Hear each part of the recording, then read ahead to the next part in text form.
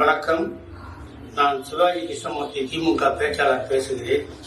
நேற்றைக்கு முன்தினம் ராயபுரம் மேற்கு பகுதியில் நடந்த பொதுக்கூட்டத்தில் கலைஞர் அவர்கள் இஸ்லாமிய மக்களுக்கும் இஸ்லாமிய சொந்தங்களுக்கும் என்னென்ன சாதனைகளை, நன்மைகளை, உதவிகளை செய்திருக்கிறார் என்று பட்டியலிடும் போது முஸ்லிம் மக்களை எப்படியெல்லாம் ஏமாற்றி அவர்களால் எனக்கு ஆபத்து இருக்கிறது என்று சொல்லி பாதுகாப்பு கேட்ட விஜய் அவர்களை தோலுரித்து காட்டுகின்ற முகமாக நான் பேசுகின்ற போது முஸ்லிம் மக்களை ஏதோ நான் இழிவுபடுத்தி விட்டதாக கருதி கொள்கிறார்கள்.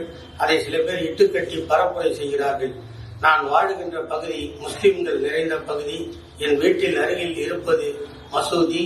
ஆகவே எனக்கு ஓட்டுநராக, என்னை கண்காணிப்பவராக, என்னை நலன் விரும்பிகளாக முஸ்லிம் மக்களே இருக்கிறார்கள். ஆகவே முஸ்லிம் மக்கள் மீது எனக்கு எந்த காழ்ப்புணர்ச்சியும் விருப்பம் இல்லை. ஆதங்கத்தில் கேட்டேனே தவிர அதில் வார்த்தை தடுமாறி இருந்தால் அதற்காக என் வருத்தத்தை பதிவு செய்கிறேன்.